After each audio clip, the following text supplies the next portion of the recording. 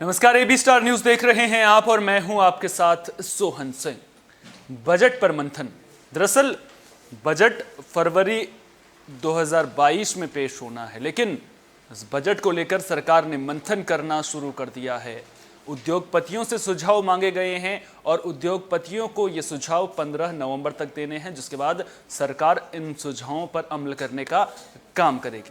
लेकिन बजट से पहले सरकार के सामने चुनौतियां क्या हैं, यहां पर यह समझना बेहद जरूरी है। इसके अलावा किस तरह के सुझाव सरकार को मिल सकते हैं, तमाम मुद्दों को लेकर के सबसे पहले बिंदुवार तरीके से ग्राफिक्स के जरिए आपको समझा देते हैं कि आखिर सरकार के सामने आगामी बजट से पहले चुनौतियां क्या हैं।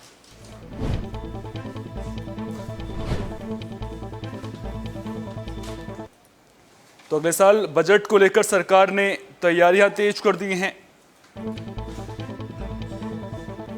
टैक्स में ड्यूटी के स्ट्रक्चर, रेट और टैक्स का दायरा बढ़ाने को लेकर सुझाव उद्योगपतियों से मांगे गए हैं।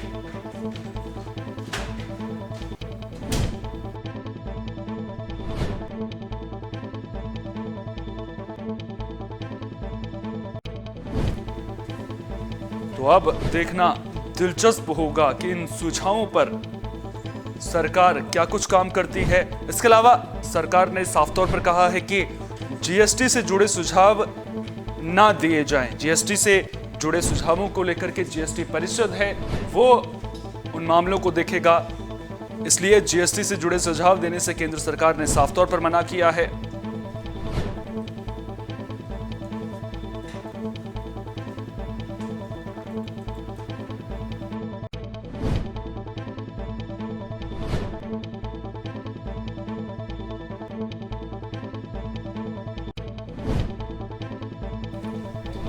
तो सरकार ने साफ तौर पर कहा है कि जीएसटी से जुड़े सुझावों पर बजट में गौर नहीं किया जाएगा। यानी कि जीएसटी से जुड़े सुझाव जो उद्योग जगत के बड़े लोग हैं वो नहीं देंगे। इसको लेकर के साफ तौर पर कहा गया है कि जीएसटी परिषद इसको लेकर के है। इसके अलावा सरकार के सामने चुनौतियां क्या हैं, यहां पर यह भी समझना बेहद जरूरी है, वो भी हम आपको दिखा दें। अर्थव्यवस्था को 8% से ज्यादा की बढ़ोतरी के राह पर लाना बड़ी चुनौती है। यानी कि जो ग्रोथ रेट है वो 8% से ऊपर रहे, यह सरकार के सामने बड़ी चुनौती है। और यह कैसे होगा, इसको लेकर के काम करने की जरूरत है। मांग पैदा करने और रोजगार सृजन पर फोकस रहेगा। यानी कि रोजगार को किस तरह से बढ़ाया जाए, उसके अलावा मांग को किस तरह से बढ़ाया जाए, खपत को किस तरह से बढ़ाया जाए, तो इस पर सरकार का फोकस रहेगा। और सबसे बड़ी चुनौती जो है वो ये है कि कोरोना से जो अर्थव्यवस्था बेपटरी हो गई है। हालांकि अगर पिछली तिमाही की बात करें तो आंकड़े अच्छे रहे हैं, लेकिन उस बेपटरी अर्थव्यवस्था को पटरी पर लाना सरकार के लिए किसी चुनौती से कम नहीं होगा और इसको लेकर के बड़े बड़े कदम सरकार को उठाने पड़ेंगे। इसके अलावा जिस तरह से बड़े बड़े आर्थिक पैकेजों का ऐलान कोरोना काल के दौरान किया गया था, तो जो राजकोषीय घाटा हुआ है और विनिवेश है, उसको लेकर के भी सरकार को इस पर काम करना होगा। और अब देखना दिलचस्प होगा कि जो सुझाव हैं, उन सुझावों के बाद सरकार किस तरह से काम करती है। उसके बाद बजट का स्ट्रक्चर क्या कुछ निकलकर सामने आता है।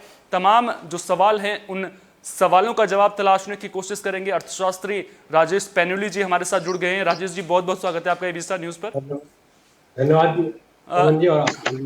जी राजेश जी, सबसे पहले तो मैं आपसे ये समझना चाहूंगा कि 2022-23 का बजट, उससे पहले सरकार ने कोरोना काल देखा है, बड़े बड़े आर्थिक पैकेजों का ऐलान किया गया। आखिर सबसे पहले चुनौतियों के बारे में आपसे जिक्र करना चाहूंगा। कैसे क्या करेगी सरकार? कोरोना काल में जो अर्थव्यवस्था बेपटरी हो गई थी, हालांकि पिछली अगर तिमाही के आंकड़े देखें तो वो ठीक हैं। वो आंकड़े जिस तरह से अगर दूसरे देशों से भी अगर आप तो कंपेयर करें, चीन से भी अच्छे आंकड़े रहे हैं, तो अब कहां फोकस करने की जरूरत है? स्टार न्यूज का सबका धन्यवाद बहुत बहुत। देखिए, फोकस करने की बात जो आप रह गई है, वापस आपको स्ट्रीम लाइन पे लाना है। दो चीजें बड़ी जरूरी हो गई हैं। एक तो आपको इंडस्ट्रियल प्रोडक्शन वापस ठीक करना पड़ेगा, खास करके जो मीडियम स्केल के इंडस्ट्रियल प्रोडक्शन हैं, जो लगातार कोरोना काल में जो सबसे ज्यादा प्रभावित है, कि जिनकी लेबर चली गई और दूसरे कारण से चले गए। तो एक फोकस एरिया सरकार का रहना पड़ेगा।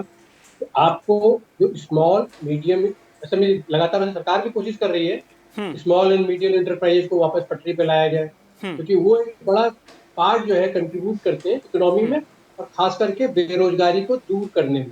तो सरकार उनको लगातार कोई ना कोई पैकेज दे रही है या कोई ना कोई तरीके से उनको अपलिफ्टमेंट करने की कोशिश कर रही है, चाहे मनी इन्फ्यूज करे, चाहे बैंकों को इंस्ट्रक्शन दे कि आप उनको फंडिंग, एक्स्ट्रा फंडिंग करो, इस ढंग के कई लगाते चले। और अब जो सरकार का फोकस एरिया होना चाहिए, अब फोकस एरिया डेवलपमेंटल होना चाहिए साथ साथ, क्योंकि अब जो वैक्सीनेशन पे और दूसरी चीजों पे जो खास करके जो लगभग इस साल सुन रहे हैं कि 80 करोड़ लोगों को अनाज मुफ्त अनाज योजना थी, वो भी सुन रहे हैं कि शायद 30 नवंबर के बाद से डिसकंटिन्यू हो जाएगी। तो कुछ पैसा ऑटोमेटिक इनके फंड में आएगा, लेकिन साथ ही साथ जैसे सरकार ने एक्साइज ड्यूटी पेट्रोल और डीजल पे कम कर दी, बिल्कुल। उसका सरकार के कोष में घाटा भी आएगा। वो इम्पैक्ट देखना पड़ेगा, लेकिन वो इम्पैक्ट बड़ा जरूरी था। अभी तो 5 है लोगों की अपोजिशन की, और दूसरे लोगों की डिमांड है कि इसको 5, इसको 15, 20 या 25 रुपए तक आपको वापस लाना पड़ेगा, क्योंकि लगातार फूड मार्केट जो है, इंटरनेशनल फूड मार्केट, वो अपवर्ड चल रहा है, वो कोई डाउनवर्ड नहीं चल रहा। तो कंपनियों को आपको प्रॉफिट में रखना है, साथ साथ जो कॉमन आदमी है उसके ऊपर अतिरिक्त बोझ न पड़े, आपको वैट और एक्साइज में कम करना पड़ेगा। अच्छा, एक और अहम सवाल आपसे लेना चाहूंगा। दरअसल जब भी बजट का ऐलान होता है तो जो मिडिल क्लास लोग होते हैं तो उनकी नज़र टैक्स स्लैब पर रहती है, टैक्स के बेस को लेकर के रहती है। तो क्या उम्मीद करें कि टैक्स बेस में किसी तरह का बदलाव देखने को मिल सकता है? ऐसा लगता नहीं है, क्योंकि टैक्स स्लैब ऑलरेडी हो सकता है। कोई कॉस्मेटिक है, कोई कॉस्मेटिक चीजें चेंज कर दी जाए, दिखती है अप्रेंटली लगने लग जाए कि स्लैब बढ़ गया है, तो प्रैक्टिकली स्लैब बढ़ा ना हो। कॉस्मेटिक चेंजेस तो हो सकते हैं, लेकिन प्रैक्टिकल चेंजेस मुझे नहीं लगता, क्योंकि सरकार अब इस हालत में नहीं है कि बहुत ज्यादा चेंजेस करे या बहुत ज्यादा रिलीफ दे पाए, क्योंकि ओवरऑल जो और भी अगर रिलीफ दे देगी तो जो टैक्स ब्रैकेट, खास करके जो डायरेक्ट टैक्स ब्रैकेट है, उससे लोग चले जाएंगे। और जैसा भी आपने खुद भी बोला कि सरकार बार बार करेगी जीएसटी से संबंधित सुझाव हमें मत दो, तो जीएसटी काउंसिल देख रही है।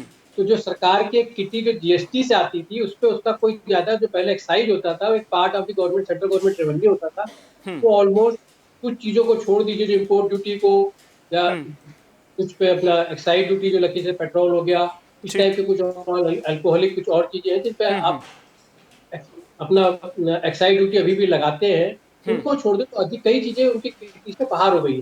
तो अपने सरकार को, क्योंकि अपना बजट भी मेंटेन करना है, आउटफ्लो भी मेंटेन करना है, सारी चीजें एक लाइन पे रखनी है, तो मुझे नहीं लगता कि डायरेक्ट टैक्सेस में कोई बहुत ज्यादा रिलीफ, जो सैलरी और दूसरे जो सबका उनको लगातार देखता है, उसमें कोई बहुत ज्यादा रिलीफ देने वाले नहीं है। और दूसरी बात, लगातार आप ट्रेंड भी देख रहे हो, उनका सेविंग के ऊपर भी बहुत ज्यादा फोकस नहीं रहा है।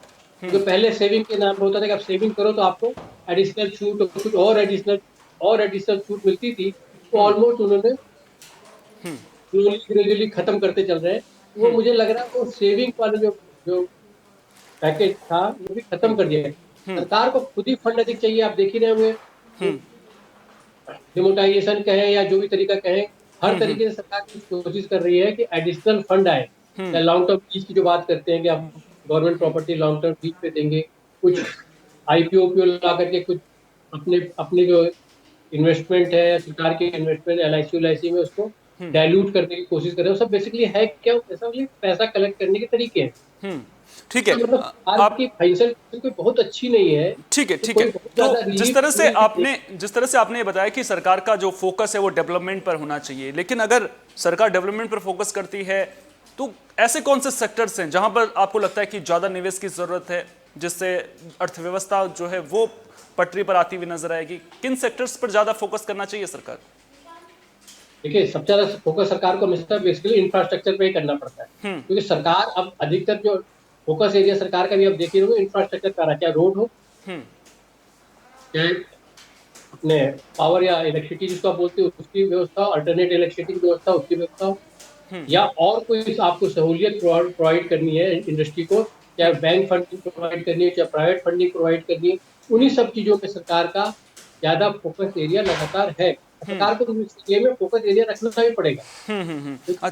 आप बेसिक इंफ्रास्ट्रक्चर आप जब प्रोवाइड, क्योंकि अब सरकारें जो है डायरेक्ट इंफ्यूज करने में विश्वास नहीं रखती हैं, अब इसमें भी विश्वास नहीं रखती हैं कि जैसे एयर इंडिया भी एक का भी जैसे डाइल्यूट कर दिया गया, कि जो हम इन सर्विस सेक्टर को, वर्तमान सरकार का एक फोकस लगातार हो गया है कि we are here to govern, तो क्या not to do the business. अच्छा, तो क्या सरकार का प्लान एसेट मोनेटाइजेशन की तरफ हो सकता है क्या?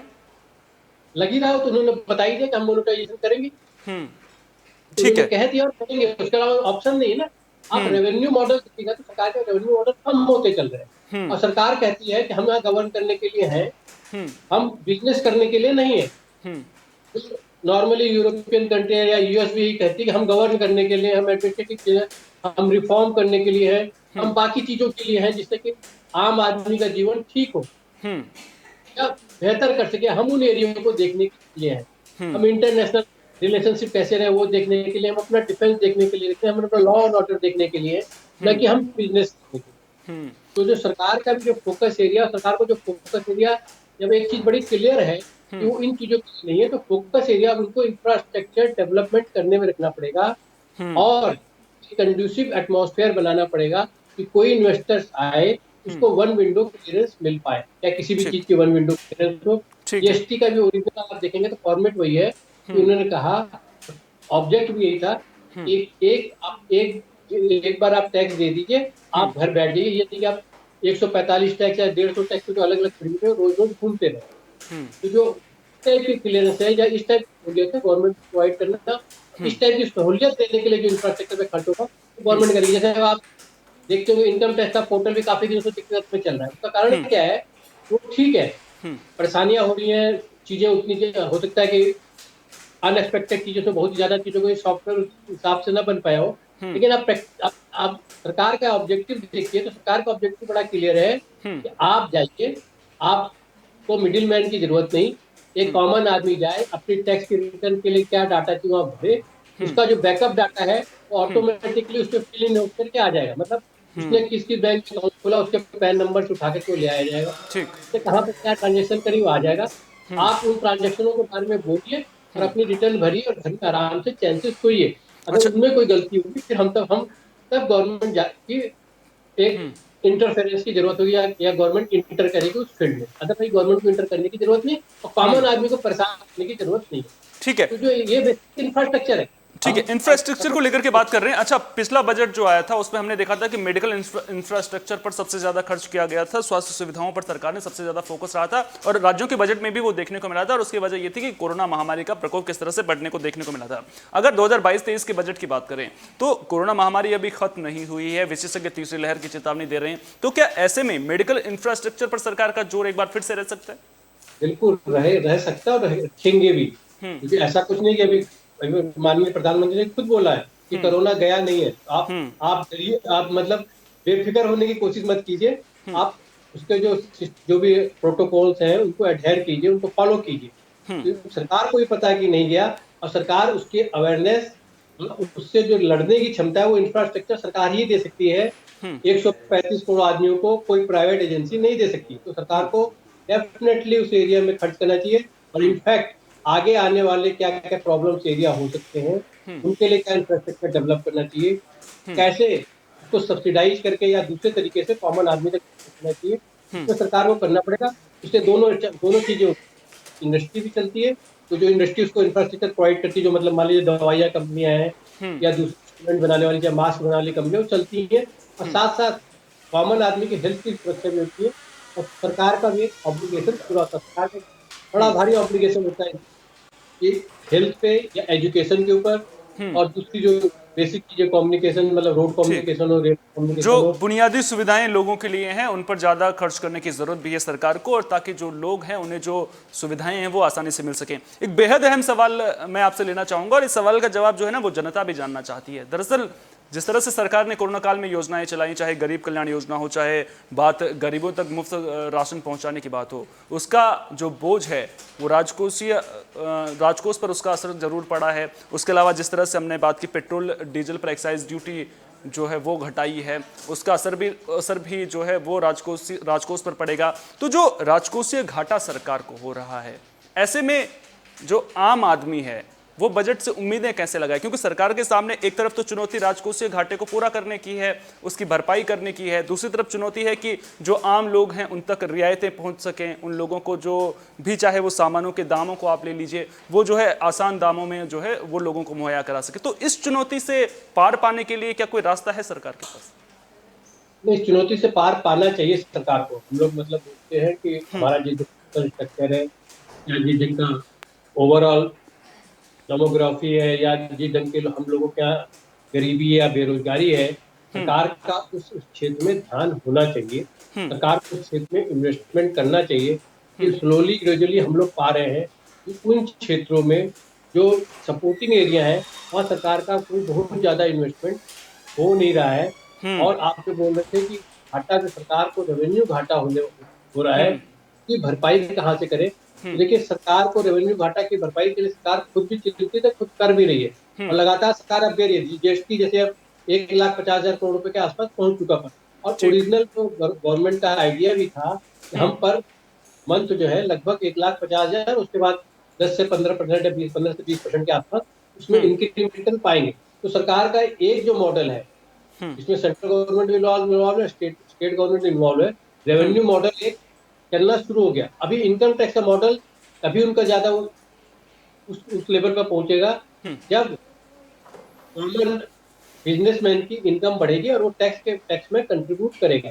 अभी उसमें शॉर्टफॉल चलेगा। वो तब तक चलेगा कि जब तक सरकार उसमें अपना कोई चीज इंफ्यूज न करे। जो सरकार ने इंफ्यूज करा, ऐसा नहीं कि सरकार ने बैंकिंग सिस्टम में काफी पैसा इंफ्यूज किया है, ऐसे दूसरे सिस्टम में सरकार जब तक उस चीजों में इंफ्यूज करेगी, वो सेक्टर धीरे धीरे रिवाइव करेंगे और सरकार के कॉफर को भरेंगे।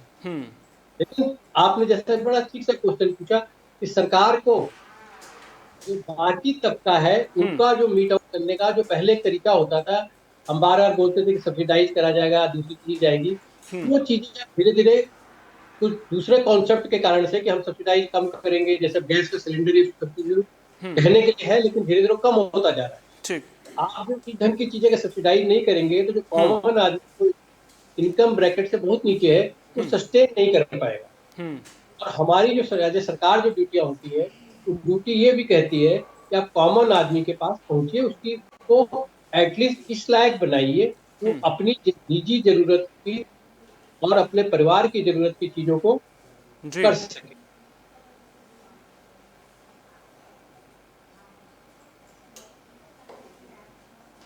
अरे वीरेंद्र, जी। वीरेंद्र, लगता है राजेश जी से हमारा संपर्क टूट गया है। राजेश जी, आप हमारे साथ जुड़े और आपने इतनी अहम जानकारी हमारे साथ साझा की, बहुत बहुत शुक्रिया राजेश जी तमाम जानकारी को हम तक साझा करने के लिए। ये थे राजेश पेनुली जी, अर्थशास्त्री, जो पूरी खबर पर हमें जानकारी दे रहे थे, हमें बता रहे थे कि आखिर सरकार का प्लान क्या हो सकता है और जो उद्योग जगत है उससे किस तरह के सुझाव जो हैं वो मिल सकते हैं। तो कुल मिलाकर अब नजरें रहेंगी 2022-23 के बजट पर, जिसको लेकर सरकार का मंथन शुरू हो चुका है और सरकार इस पर काम भी कर रही